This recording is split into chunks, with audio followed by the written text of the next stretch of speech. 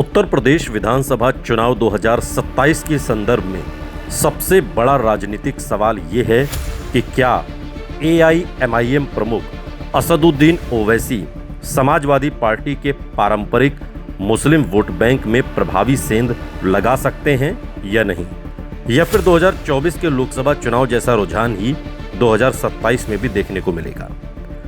ये प्रश्न केवल दो नेताओं की राजनीतिक प्रतिस्पर्धा का नहीं, बल्कि उत्तर प्रदेश के मुस्लिम मतदाताओं के लंबे समय से विकसित हुए मतदान व्यवहार का भी है। जनगणना 2011 के अनुसार उत्तर प्रदेश में मुस्लिम आबादी लगभग 19.3% है। कई राजनीतिक विश्लेषक वर्तमान अनुमान में इसे लगभग 19 से 20% के आसपास मानते हैं। हालांकि 2027 के लिए कोई आधिकारिक नया जनगणना डेटा उपलब्ध नहीं है। ये आबादी पूरे प्रदेश में समान रूप से नहीं फैली है, बल्कि पश्चिमी उत्तर प्रदेश, रोहिलखंड और पूर्वांचल के कुछ जिलों में अधिक केंद्रित है। यही कारण है कि राज्य की लगभग 120 से 140 विधानसभा सीटों पर मुस्लिम मतदाता उल्लेखनीय प्रभाव रखते हैं, जबकि राजनीतिक विश्लेषणों में आमतौर पर माना जाता है कि लगभग 70 से 90 सीटों पर मुस्लिम मतदाता इतने प्रभावशाली हैं कि वो अन्य सामाजिक समूहों के साथ मिलकर हार जीत का अंतर तय कर सकते हैं। ये संख्या कोई आधिकारिक निर्वाचन आयोग का वर्गीकरण नहीं है, बल्कि चुनावी विश्लेषणों से निकला एक अनुमान है। मुस्लिम प्रभाव वाली सीटों की अगर बात करें यूपी में, तो पश्चिमी उत्तर प्रदेश में कैराना, थाना भवन, शामली, चरथावल, मीरापुर, मुजफ्फरनगर, खतौली, देवबंद, बेहट, नकुड़, सहारनपुर नगर, गंगोह, अमरोहा, धनौरा, नौगांवा, सादात, मुरादाबाद नगर, कुंदरकी, ठाकुरद्वारा, कांठ, बिलारी, संभल, असमोली, स्वार, रामपुर, चमरौवा, धामपुर, नगीना, बिजनौर, चांदपुर और मेरठ शहर की कुछ सीटें अक्सर मुस्लिम प्रभाव वाली सीटों के रूप में चर्चा में रहती हैं। रोहिलखंड में बरेली, पीलीभीत और बदायूं की कुछ सीटों पर भी मुस्लिम मतदाताओं का प्रभाव देखा जाता है। पूर्वांचल में आजमगढ़, मऊ, गाजीपुर, जौनपुर, बलिया, वाराणसी के कुछ क्षेत्र और संत कबीर नगर की कुछ सीटों पर भी मुस्लिम मतदाता महत्वपूर्ण भूमिका निभाते हैं। हालांकि हर सीट पर सामाजिक समीकरण अलग होते हैं और केवल मुस्लिम आबादी के आधार पर चुनाव परिणाम तय नहीं होते।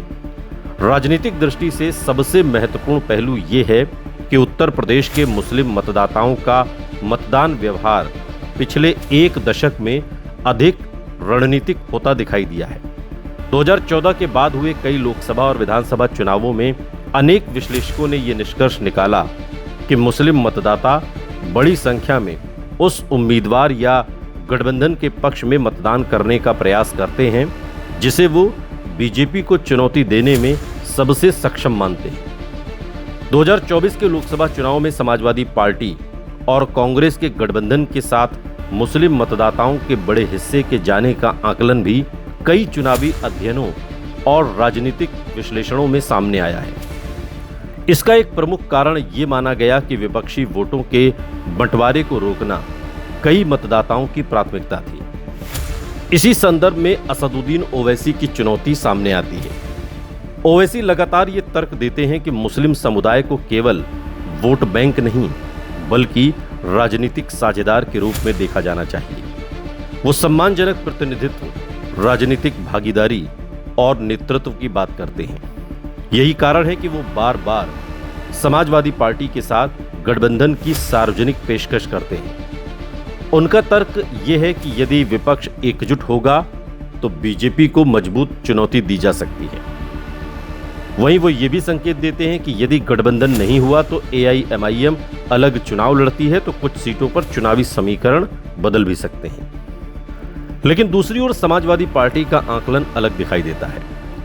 अखिलेश यादव का पीडीए, पिछड़ा दलित अल्पसंख्यक फॉर्मूला केवल मुस्लिम मतदाताओं पर आधारित नहीं है, बल्कि उसका उद्देश्य पिछड़े वर्गों, दलितों और अल्पसंख्यकों का व्यापक सामाजिक गठबंधन तैयार करना है। 2024 के लोकसभा चुनावों के बाद समाजवादी पार्टी को यह विश्वास मिला कि यह रणनीति कई क्षेत्रों में प्रभावी रही और इसी कारण राजनीतिक विश्लेषकों का मानना है कि समाजवादी पार्टी फिलहाल एआईएमआईएम को साथ जोड़ने की तत्काल आवश्यकता महसूस नहीं करती। यदि पार्टी का यह आकलन सही है कि उसका मुस्लिम समर्थन आधार मजबूत बना हुआ है तो अतिरिक्त सहयोगी जोड़ने की बजाय वो अपने मौजूदा सामाजिक गठबंधन को और मजबूत करने पर ध्यान दे सकती है। अब सबसे बड़ा सवाल यह है कि क्या 2027 में मुस्लिम मतदाता बड़ी संख्या में समाजवादी पार्टी छोड़कर एआईएमआईएम की ओर जा सकते हैं, जिसका दावा असदुद्दीन ओवैसी कर रहे हैं। तो जो मौजूदा चुनावी इतिहास के आधार पर इसका जो स्पष्ट उत्तर देना तो संभव नहीं, लेकिन कुछ महत्वपूर्ण तथ्य जरूर सामने रखे जा सकते हैं। उत्तर प्रदेश में एआईएमआईएम ने पिछले विधानसभा चुनावों में उम्मीदवार उतारे, लेकिन उसे कोई बड़ी चुनावी सफलता नहीं मिली। इससे यह निष्कर्ष नहीं निकलता कि भविष्य में भी सफलता नहीं मिलेगी, लेकिन अभी तक के चुनावी रिकॉर्ड में ये दिखता है कि राज्य में पार्टी का संगठन सीमित क्षेत्रों तक केंद्रित है। दूसरी ओर समाजवादी पार्टी कई दशकों से उत्तर प्रदेश की प्रमुख क्षेत्रीय पार्टियों में शामिल रही है और उसके पास बूथ स्तर तक फैला हुआ संगठन है। एक और महत्वपूर्ण राजनीतिक पहलू यह है कि अनेक मुस्लिम मतदाता यह आकलन भी करते हैं कि किस दल के सत्ता तक पहुंचने की संभावना अधिक है, और यदि किसी चुनाव में यह धारणा मजबूत रहती है कि समाजवादी पार्टी बीजेपी को सीधी चुनौती दे सकती है तो रणनीतिक मतदान का रुझान उसके पक्ष में बना रह सकता है। वहीं यदि भविष्य में राजनीतिक परिस्थितियां बदलती हैं, नए गठबंधन बनते हैं या किसी क्षेत्र विशेष में एआईएमआईएम का संगठन उल्लेखनीय रूप से मजबूत होता है तो कुछ क्षेत्रों में अलग परिणाम भी देखने को मिल सकते हैं। लेकिन फिलहाल ऐसा कोई आधिकारिक या निर्णायक प्रमाण उपलब्ध नहीं है जिससे ये कहा जा सके कि पूरे उत्तर प्रदेश में मुस्लिम मतदाता बड़े पैमाने पर समाजवादी पार्टी से हटकर एआईएमआईएम की ओर जा रहे हैं। इसलिए 2027 के चुनाव को लेकर सबसे संतुलित राजनीतिक निष्कर्ष यही है कि असदुद्दीन ओवैसी उत्तर प्रदेश में अपनी राजनीतिक उपस्थिति बढ़ाने और प्रतिनिधित्व के सवाल को प्रमुख मुद्दा बनाने का प्रयास कर रहे हैं, जबकि अखिलेश यादव अपनी पीडीए रणनीति के माध्यम से व्यापक सामाजिक गठबंधन को मजबूत करने पर केंद्रित है। मुस्लिम मतदाताओं का अंतिम रुझान कई कारकों, स्थानीय उम्मीदवार, गठबंधन, चुनावी मुद्दे, सरकार के प्रति जनमत और मतदान के समय बनी राजनीतिक धारणा पर निर्भर करेगा।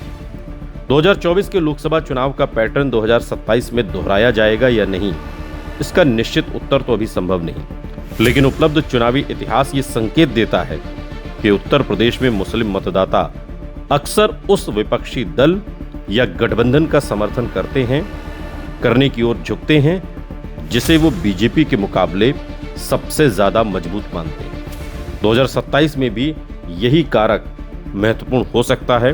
2024 के लोकसभा चुनाव में भी यही कारक महत्वपूर्ण हुआ था, इसलिए असदुद्दीन ओवैसी की मुश्किलें बढ़ भी सकती हैं।